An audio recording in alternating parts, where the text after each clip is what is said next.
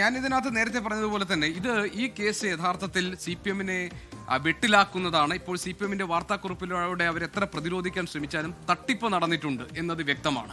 ആ തട്ടിപ്പിൽ കാരണക്കാരായിട്ടുള്ള ആളുകളുണ്ടാവും, ഉത്തരവാദിത്തപ്പെട്ട ആളുകളായിരുന്നു ആ പദവിയിലുണ്ടായിരുന്നത്. മാത്രമല്ല, തിരഞ്ഞെടുക്കപ്പെട്ട ഒരു ഭരണസമിതിക്ക് മുകളിൽ ഒരു സബ് കമ്മിറ്റി നിയോഗിക്കുക, ആ സബ് കമ്മിറ്റി കാര്യങ്ങൾ തീരുമാനിക്കുക, ആർക്ക് വായ്പ കൊടുക്കണം, എങ്ങനെ വായ്പ കൊടുക്കണം, എന്നിട്ട് അവിടെ പാർട്ടിയുടെ കമ്പനിയുടെ പേരിൽ ഒരു അക്കൗണ്ട് തുടങ്ങുക, ആ അക്കൗണ്ടിലേക്ക് പണം മാറ്റിവെക്കുക, അതിനുശേഷം പിന്നീട് പാർട്ടി പ്രോപ്പർട്ടി വാങ്ങുക, ആ പണം മുഴുവൻ ഈ രീതിയിൽ ചെലവാക്കപ്പെട്ടതാണെന്ന് ED പോലെ ഒരു അന്വേഷണ ഏജൻസി കണ്ടെത്തുക. ഞാൻ പറഞ്ഞത് എൻഫോഴ്സ്മെന്റ് ഡയറക്ടറേറ്റിന്റെ സ്ട്രൈക്ക് റേറ്റും അവരുടെ രാഷ്ട്രീയ താല്പര്യങ്ങളും അല്ലെങ്കിൽ അവർ രാഷ്ട്രീയ ചട്ടുകമായി മാറുന്നുണ്ടോ എന്നതൊക്കെ നമുക്കൊരു ആരോപണമായി പറയാം. അതിപ്പോൾ ഏത് ഏജൻസിയെ പറ്റി പറയാം, ഇപ്പോൾ CBI പറ്റി പറയുമ്പോഴും നമ്മളിത് പറയുന്നു, കേരളത്തിൽ വിജിലൻസിനെ പറ്റി പറയുമ്പോൾ നമ്മൾ പറയുന്നു അത് സർക്കാരിന്റെ ആമാണെന്ന് പറയുന്നു. അപ്പോൾ നമുക്ക് ഈ ആരോപണമൊക്കെ എവിടെയും ഉന്നയിക്കാം. പക്ഷേ ഒരു കണ്ടന്റ് ഉള്ള, അതായത് ജനങ്ങൾക്ക് പൈസ നഷ്ടപ്പെട്ടിട്ടുണ്ട്, ആ പൈസ എവിടെ പോയി എന്ന് കണ്ടെത്താനും അതിന് കാരണക്കാരായി അത് കൈയിട്ട് വാരിയവരാരാണ് എന്ന് കണ്ടെത്താനും ഒരു അന്വേഷണ ഏജൻസി തെളിവുകൾ സഹിതം, ഇപ്പൊ നേരത്തെ ഹാഷ്മി സൂചിപ്പിച്ചതുപോലെ PMLA കോടതിയുടെ മുന്നിലാണുള്ളത്. ഈ വരുന്ന 4-ാം തീയതി ഈ പറയുന്ന CPM-ലെ പ്രമുഖ നേതാക്കൾക്കൊക്കെ ആ കോടതിയിൽ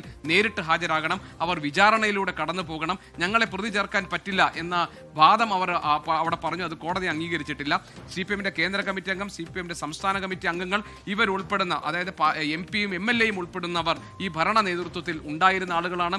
അവരുടെ മൂക്കിന് താഴെയാണ് ഈ തട്ടിപ്പ് നടന്നിട്ടുള്ളത്. അതിന്റെ ഉത്തരവാദിത്തത്തിൽ നിന്ന് അവർക്ക് ഒഴിഞ്ഞു മാറാൻ കഴിയില്ല.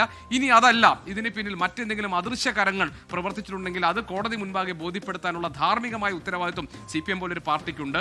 അതല്ലാതെ ഞങ്ങൾ ഇതെല്ലാം കൊടുക്കാൻ വേണ്ടി കൊണ്ടുവന്നിരിക്കുകയാണ്, ഇതെല്ലാം രാഷ്ട്രീയ കളികളാണ് എന്ന് പറഞ്ഞുകൊണ്ട് ഈ കേസിൽ നിന്ന് CPM-ന് പ്രതിരോധം തീർക്കാൻ കഴിയില്ല എന്നാണ് ഞാൻ ഈ കേസിന്റെ മെറിറ്റ് പരിശോധിക്കുമ്പോൾ മനസ്സിലാക്കുന്നത്.